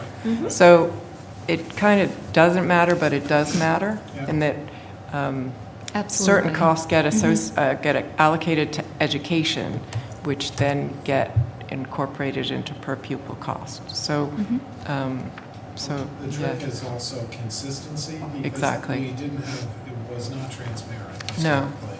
So we didn't know if it was consistent or not. That's right. Really, which made it very difficult. So at least now, if there is a change, you have visibility and you can actually, everyone understands it. When it's just the numbers are told at the end of the process, and there's no, nothing underlying it, we have no sense of history. So, so hopefully, this will be a process where we have some relatively consistent allocations between the town and the schools. And I think with any accounting exercise too, it's always super important that we're not double counting any of our expenses. So before it was the process, we were almost doing the work in parallel instead of doing it together collaboratively. So we would fill in our section of the report, the town would fill in their section, and then we would just submit it. But what we tried to do this year is I met with the town accountant and we she provided us with the numbers, but then we went through the report together, and we went through it multiple times, and we reconciled it together to make sure that we weren't double counting anything. And that helped kind of build the foundation of what this report looks like. And then it also helped in the financial section. I had to move some of the allocations around based off of the new report, so we can see kind of where the adjustments lie between the 2 years. So if it's okay, I'm just going to very quickly go through each one of the categories, and then if there's any questions specific to the costs that are within the categories or any questions around the allocations, please feel free to let me know. So the first one is administrative services. So that's allocation of administrative services provided by the town. So an example would be the town accountant, the treasurer collector, any of the accounts payable or payroll staff. And so the way that that's calculated is by using a per student enrollment number and multiplying it by the per pupil administrative cost average. And that is commonly used to calculate the administrative services. And there's also visibility in what the rate will be for the upcoming years. Okay. So we know the rate for 18, we know the rate for 19, and we know the rate for 20. The only variable with that, of course, is going to be the enrollment. Right, okay. And then the budget is a very similar process with that. Pupil support services, so that is, those expenses are tied directly to any of the costs that we incur through the swim programs. So it's the 4th grade swimming curriculum, and then also any of the swim team expenditures. So previously, those costs were held within the operating fund when the pool was an enterprise fund. So we were billed and paid directly from the operating. And now with that transition, that's been moved to an allocated cost. So instead of us paying for those expenses directly from our operating account, we're just being allocated, and that was based off of the rec department, their estimates. Sure, okay. So operations and maintenance. This, there are multiple departments that fall under this. The allocations differ, the percentage of them, and this criteria or this section is probably the biggest work in progress for us. So I'll just go through. Current fiscal year expenditures are 15% of our lands and natural resources total actual allocation. So that's any of the mowing that they'll do for the fields, the trash pickup around the fields, miscellaneous tree work around the grounds, and then we also have a 10% allocation for the Department of Public Works. So 10% of the director's salary, and then 10% of any of the clerical salaries is also included in here. So we also are showing 2/3 of the total expenses in the sewer department for the operations of the school wastewater treatment facility. And so that expense is based on the flow from the sewer department, and that they have a way that they can calculate those numbers and then provide us with the actual flow and the expenses from the sewer department. And then for the snow and ice expenditures, we will be allocated the number of plowable events at $1,100 an event, and the number of treatments being any of the treatments that they're applying to the school parking lots and the areas around the school at $400 per treatment. And so for that will be the actual. So depending, we could have a really bad winter and it could be very high, or likewise, it would go the other way. And then the budget estimates, same percentage, and it's just, but of course the number is going to be arrived using the budget, not the actual expense. Facilities management, so facilities, we're working with them continuously on all of our facilities within the district. So we have talked about a 65% allocation, and that is for their salaries. So in previous years, it was an allocation of salaries and it was an allocation of expenses too. But facilities does have a budget within our operating budget. So in saying that, again, not wanting to double count any of the expenses, we'll leave the expenditures, will stay in our operating budget under the facilities, and they are the ones that are helping us manage that. And then the allocation will just be on the salaries. Great. And then so the retirement contributions are, so the expenditures are based off of the calculation of the number of school department, so the percentage of the school department in Plymouth County, dividing it by the total wages. So the resulting percentage is applied to the overall Plymouth County retirement assessment. And that's how they that's how they will calculate, and that's similar to the process that's being done now. Okay. And then any actual payments made to non-contributory retirement recipients. Great.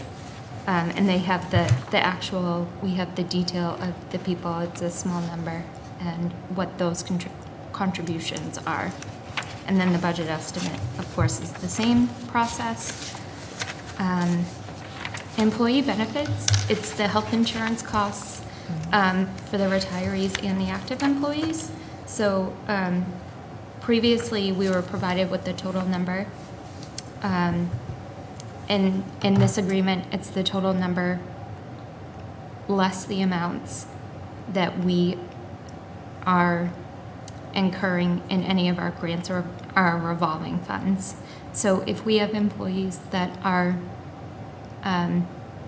their salaries are paid for through a grant, we're also required to pay for their employee benefits through that grant. So if we can't just take the total number, because we do have a significant cost that we are showing in our revolving funds and our grants, so we have to reduce that number. And then there's also costs for Medicare costs, unemployment compensation, and which is based off of actual claims, and workers' compensation. Workers' compensation is a percentage, but that's a percentage that is arrived at by our insurance carrier. So we take that information, and that way we know how to best allocate out the costs to the school. And then the budget is similar costs. So, little known fact maybe, but the town's health insurance is a self-insurance policy. Yes. So if an individual case is particularly, so they just direct pay the claims, and that's where I think 3 years ago there was a 13% rise split over a couple of years. This year it's 5%. So it's an area of quite significant risk for both the town and school, because we relatively have a small pool, and it works great when everyone's relatively healthy. And so the town is trying to do kinds of things to make people aware, health, wellness, preventive, but it's one of those things that can have a big impact on our faculty, because it's a sort of, you pay as you spend plan, and if we have very high claims, then the rates have to be adjusted. And there was some confusion about the health insurance trust fund. It probably just needs to be bigger because of the rising costs of healthcare. Overall, the town's employees have been, I'd say, on the positive side relative to their claim history. But sometimes the law of averages kicks in, and if you go on the other side, it can be catastrophic in terms significant. of impact. So,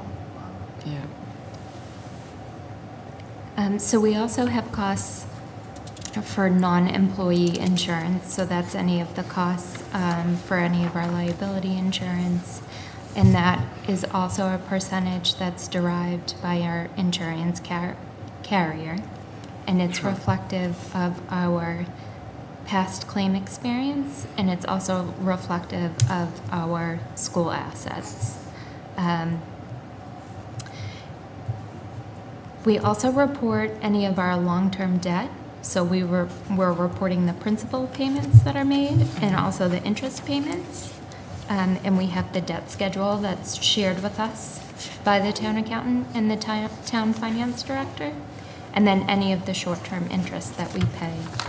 So what I've done is I just provided some financial exhibits to kind of tie the costs that are in the agreement to how the costs are detailed out in our end-of-year report. So at the top, I just have the historical allocations, so that's how we've been reporting currently, and then the bottom grid is the proposed allocation. So this is how we would report the costs moving forward based off of the shared document. So some of the changes, we have broken out the facilities management. So before it was, it lived under the operations and maintenance line. So we just have that broken out to be consistent with the, because there is varying percentage allocations. So to be consistent there. The employee benefits, previously we had them broken out by employee benefits active and retired. In the new proposed allocation, we just have them under that one line. And then we have our, down at the bottom, I just put stars next to the long-term debt, the principal and interest, the short-term interest, and any reduction of debt. And that's just to notate that these expenses are not included in the per pupil expenditure calculation. So everything above without an asterisk would be included in that per pupil calculation. So if you look at the numbers from previous reporting periods, that's where we're getting to that $43 million because it's including all of these costs. Right. And in addition to the operating costs. Exactly. So, and this is just, so this is showing, yes, the long-term debt, the principal and interest is a huge expense, but it's not, that doesn't go towards a per pupil. Yeah, and it's not an operating expense. That's a discussion I've had several times. You know, all our pupils could disappear, right? You know, in an imaginary world, all the students could go home and we could shut the buildings down and we'd still owe $6 million, right? So it's definitely not an operating cost. But it looks as if we come out at about $167,000 to the good. And so I want to mention too with that, I think the biggest portion of that is because we're not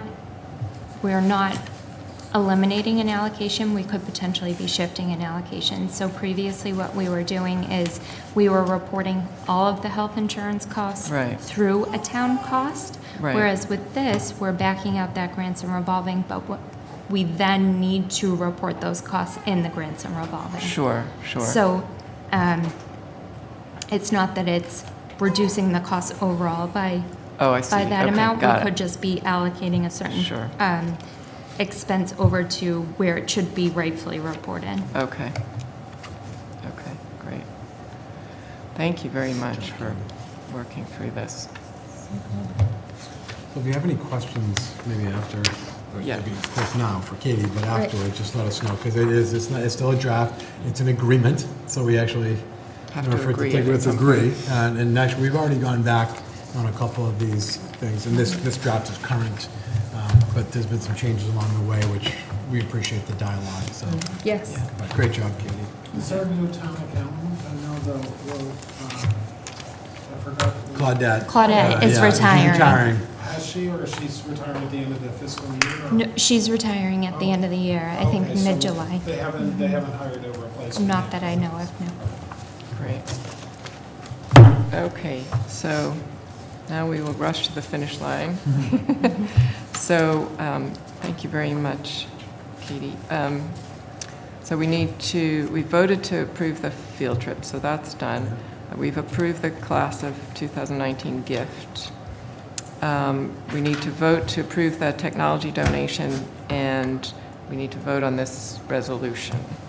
So, do you want to speak just quick about the for a minute? technology upgrade. I mean, I hope you all noticed, I mean, we've actually done a lot of work in this room, not just related to technology this year, but just sort of we freshened it up. And by the way, a huge shout out to my assistant, Chris Cass, who really kind of led the charge. And I wish we could take before and after pictures, because it's still an old building, but it's definitely a cleaned up space and a little more professional and hopefully useful for our staff and obviously for meetings. But in addition, we did want to and really need to have a technology upgrade here.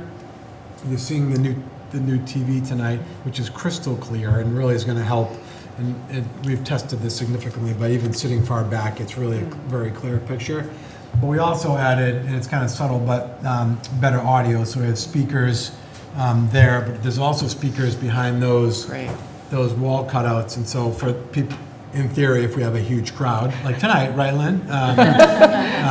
The audio is going to be really first class. And so all this costs money, and so I don't want to pretend it didn't. But we were able to secure a grant to complete most of the work by a nonprofit organization called Mass Networks, and their mission really is more about professional development and curriculum and instruction. But this room is a multi-purpose room, and it's used a lot for our PD. So we sort of rolled in our requests really more about teacher PD at Alden School and throughout the district than it was about school committee. We're the beneficiaries of it. But we got a $6,500 grant from Mass Networks, and that amount just triggers, the need to just accept that donation. So the organization is called Mass Networks. And so anyway, we're thrilled about the room. I hope the quality is better for the sort of end user when there are some, but at the same time, we wanted to minimize the impact to taxpayers, so we're able to secure this grant. So I think it's a kind of a win-win. Yeah, great. Yeah. Love the TV. Yeah, it's really nice. It's. You know what we should do? We should look at the compass again. Oh yeah. So we reran our presentation this afternoon, and the compass that got distorted is perfect on this. So it's that's not why we did it. This was a process, but just so we can give Mr. Chauzier his Ease. Yeah, pull it up. But while we're pulling it up, I don't know if you want to approve it or. Well, I was wondering if we could use it to raise money. We could show football games or something on here. I mean, that is so insanely clear. It's almost like if it's a beautiful yeah. We don't have that at home. No. Okay, so could I have a motion to accept the donation of technology from Mass Networks, please? So moved. All in favor? Aye. Aye. Okay, great. Thank you very much. So. Better hope that compass looks good. I know, I can't find It's a lot of it. pressure, Danielle. What did we call that? Can you go to the note? So you want to go on to the Okay, resolution? so yeah, this will take a minute because I think the next item is this resolution in support of full funding. So I hope that you've had a chance to read it and fundamentally kind of are in favor of it. So I need to read it into the record, so if you'll bear with me. This is a resolution in support of the full funding and implementation of the recommendations of the Massachusetts Foundation Budget Review Commission. Whereas high school and college completion rates are important factors in the state's overall economic and civic strength, and investments in education can have significant positive impacts on both state and local economies. And whereas free public schools available to all students without exception are foundational to our democracy and are required by the state constitution. And whereas all of our students, no matter where they live or the circumstances of their birth, deserve high-quality public schools that teach the whole child and provide them with a rich school experience that addresses their academic, social, and emotional needs. And whereas the Massachusetts Foundation Budget Review Commission reported to the General Court and to the public in 2015 that the foundation budget formula, which determines state aid to each school district, significantly understates the actual cost of educating students in the Commonwealth, especially with regard to the costs of special education services and employee health insurance. And whereas a number of the Foundation Budget Review Commission's recommendations are still unresolved, and the state thereby remains in violation of the letter and spirit of the Massachusetts Supreme Judicial Court's ruling in McDuffie versus Secretary of the Executive Office of Education, 1993. And whereas this underfunding means the cost of providing a quality education is increasingly being borne by local municipalities, often at the expense of and detriment to other vital municipal operations. Therefore, be it resolved that the school committee of the town of Duxbury calls on the Massachusetts legislature and the governor of Massachusetts to fully fund and enact into law the recommendations of the Foundation Budget Review Commission as a matter of the highest priority and urgency. And so, undersigned by the following members of school committee on this 8th day of May. So there'll be an opportunity for you to sign, and then we'll put it into the official record. So Julia, is McDuffie versus Secretary of Executive Office of Education, what? That's the Education Reform Or- Act. That's the Ed Reform Act. Exactly. That's why they Mandating the foundation budget. Yeah, Exactly. that's why they acted, because McDuffie. Okay, Yeah. I just wanted to clarify. Yeah. So essentially, we know that the recommendations of the review commission are still mostly unenacted or have yet to be enacted. So we're just trying to add our voice. And Massachusetts Association of School Committees has been asking school districts to adopt these resolutions so that they can continue to lobby the legislature. So. Yeah, I think Caitlin Sheen had asked us before. Exactly. about So the she resolution. and I worked on Yep. this resolution. She provided me with a draft. I added a few bits and bobs, and from other, I looked at what other school committees had put together, and MASC, and that's what we came up with. So can I pass this around and you guys sign it? Do we need to vote? Yeah. Yeah, I think you should. vote. Okay, so could I have a motion to support the resolution in support of the full funding and implementation of the recommendations of the Massachusetts Foundation Budget Review Commission? So moved. Second. All in favor? Aye. Aye. Okay, great, thank you. Okay. Do we have any other correspondence or comments or issues that we need to consider? Any public comments? One comment. Okay, great. Just in honor of Teacher Appreciation. Yes. And I know we get caught up in all the business of everything that happens, but when it comes down to it, the teachers' interaction with our kids day in, day out are all that matters, really. And I just want to give a shout out to Mrs. Bateman, because she was my teacher twice, and she was amazing. And I always felt like I have to give back. Great, yeah, thank you. So, because that's what it comes down to. Yeah. Amen. So, that was it. Thank you very much. So we'll pass that on to Lucy tomorrow. Yeah. That's great. Okay, well then, can I have a motion to adjourn? Move to adjourn. Second. All in favor? Aye. Aye, great, thank you. Logo's amazing. Yeah, it's fine. That's great. Really nice. That's what it was It supposed actually to is look pretty like. cool. Yeah, Yeah. April. Yeah. Really does. Yeah, Chase is creative. Okay, but it's also like, Well, I got her to it's sign this. complete visually your strategic plan, Yeah, so which it is really impressive. Love it. We should make it the screensaver on this TV. Yeah, that's a good idea. We actually were talking today about maybe putting like a decal of it. You get it beautiful. Yeah. You can Yeah. come right there and do a little branding. Yeah. Really nice. Thank you for staying. Okay. Thanks, Lynn. Thank you, thank you. See you later.